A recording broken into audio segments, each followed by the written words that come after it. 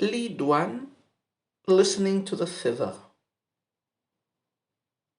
She plays a zither made from cassia wood with her white hands in a jade room.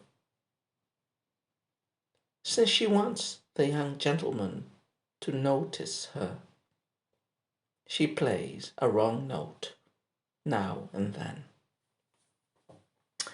So we continue with the poems in this anthology. This is the only poem in the collection by the poet Duan.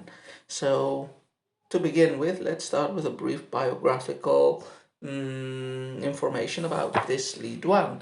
He has already appeared, albeit indirectly, in a poem by Lulun that was dedicated or sent to him. So Duan was a native of Zhao and the nephew of another relatively known poet of the period, Li Jiazhou. He passed the examinations for presented scholar in 770 and was appointed an editor in the palace library. After service in Hangzhou in the early 780s, he retired and lived as a private citizen near Hengshan, and he died a few years later, sometime before 786. Now, from the connection that we've already established with Lulun, you can guess that he was one of that group of poets that were considered the ten artists of the Dali era. The Dali era being the last reign period of Emperor Dezong, I think basically the second half of the 760s and the 770s. So he was a friend and connected with the other writers of the other great writers of the Dali period: Lulun, Han Hong, Jiang Qi, Sikongshu, Geng Wei, among others. We've talked, when talking about other poems of other Dali era poets, of their main characteristics. So the Dali era was a time of partial reconstruction of the nation after the Anushan rebellion. In fact, the reign of Dezong was the first relatively post-rebellion, relatively peaceful post-rebellion period.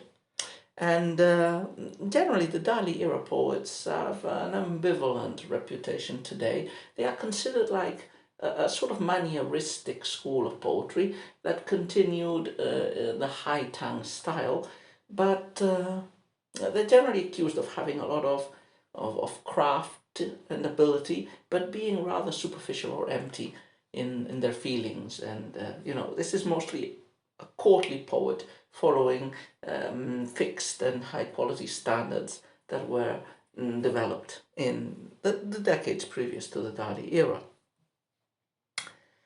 Okay, I think this poem by Duan therefore represents quite what we would expect from this type of poetry. That is, a poetry that is not very deep or solemn or serious or moralistic, Confucian, you would say, in its subject matter, like one would expect perhaps of a poem by Du Fu or by Juji or by Han Yu. It has this rather light, airy, superficial, rococo atmosphere that one would imagine from those paintings and works of art by Fragonard and of the early 18th century Europe. That is very clear in the topic. So, like many of the poems in the series, it's about listening to a musical instrument being played. Here it's called the zither, different from the lute we encountered in Liu Changqing's poem some 3 poems ago. The instrument here is not the qin, the gu qin, it's the zhang. I'm not an expert in Chinese musical instruments. The main difference between the guqin and the shang is the shang is generally more associated with women, and it has more strings, and I think it has some movable bridges or so to adjust the playing of the chords, but basically it's an instrument of the same family, like a harp-like or zither-like instrument that is basically a horizontal piece of wood with chords on top, which are meant to be plucked and played. So the topic of this poem is music, you would say, playing music, but that's very clearly only the superficial topic of the poem. This poem basically tells the following story, if we paraphrase it. There's this beautiful woman, she's playing a musical instrument, and she's playing some notes badly on purpose so as to catch the attention of a youth that she likes, of a handsome young lad that she likes. So this type of slightly frivolous, coquettish sort of subject matter. That is very typical of poetry that is composed in a courtly environment and in times that are not strictly Confucian or very heavily moralistic.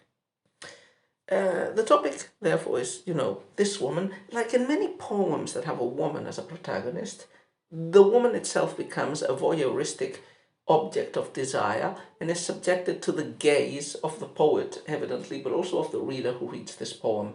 The woman is meant to be seen as a beautiful object among beautiful objects. So the poem describes the beautiful zither she has in her hands in which she is playing, but also the beauty of the lady, at least through metonymy, the beauty of her hand plucking the zither, and we might imagine the beauty of the rest, and the beauty of the room, the jade room, in which she is staying. So with the first couplet, we will see comments on this, or piles up these short images of beautiful objects. The second couplet moves on to her feelings and to what she's doing. We know she's playing the zither. The second couplet tells us why she is doing it, and specifically why she is doing it with some errors, because, such a beautiful woman in such an aristocratic setting would probably, or should probably, be expected to be a paragon at playing the zither. Okay, so let's take a look at the couplets. First one. She plays a zither made from cassia wood with her white hands in a jade room. So what we were saying, the first couplet develops the topic and presents the situation. There's a woman playing the zither. And you have these three images, adjective, noun, adjective, noun, adjective, noun, referring to the high quality, the luxuriousness, the lavishness of all the objects that take part in this picture. There's the zither made of cassia wood. So not only is the zither beautiful, probably cassia wood. I'm not sure the original uses cassia wood. I think it uses like gold wooden something. But anyway, if it were cassia wood, that would enhance the beauty of the zither with an aromatic element. Cassia is a parent of the cinnamon tree. In fact, it can be used for making a cinnamon-like product from its bark. So you have the visual beauty of the zither, the aromatic beauty, the aroma that it would waft because of it being made of cassia wood. Then you have the white hands of the woman, which again, they're beautiful. You can imagine that any passerby, the poet acting as a passerby, would listen to the music, would see the cassia wood, maybe would smell it if he's near enough, or if the wind is blowing in his direction, would then focus on the hands, the beautiful white hands playing the instrument, and then would, perhaps detect the surroundings.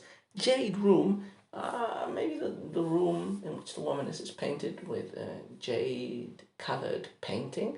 Maybe there are pieces of jade that have been stuck into railments or into floorings. I don't know, but the beauty of jade. Jade is one of the precious materials that is commonly mentioned in luxurious settings in Chinese poetry, along with gold and silks. So this image of beauty, which appears a lot in poems in the style of the new songs of the Jade Terrace, this sort of, and also in the Zhu poems, the beauty, sad and melancholy in luxurious surroundings. Second couplet. Since she wants the young gentleman to notice her, she plays the wrong note now and then. Now the second couplet moves us to the feelings or to the intentions of the character of the woman that appears here. And, she is depicted as, you could say slightly coquettish and seductive. She's trying to attract the attention of a certain youth. The original, it's, I think, references to the Lord Cho, which I think is a reference, from what I've checked in other places, to a certain Cho Yu, who was a general during the period of the Three Kingdoms of the southern state of Wu, managed to be a general at a very young age, at 24. And the historical chronicles say that he had a very delicate, a very sharp musical ear, so that every time he heard somebody playing a musical instrument wrongly, he would, suddenly stop and gaze intently at the person. So this is a historical reference, a literary historical reference, slightly obliterated in translation, but I don't think it's so important, because, it would have been just a slightly pedantic or formal way of referencing a handsome youth with good musical taste. So the idea is pretty clear, as we've stated.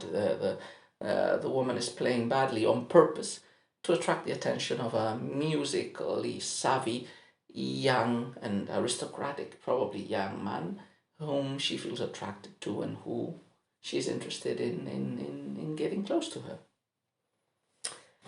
And that's it. The poem doesn't have much more to be said, I believe. So it's, as I said before, it's one of these little porcelain pieces or little paintings in the Rococo style. So it's an equivalent to that sort of work of art, a little slightly frivolous, slightly funny and entertaining piece of poetry, very far away from, the typical sad, melancholy and brooding tone of most classical Chinese poetry, and all the more appreciated because of that.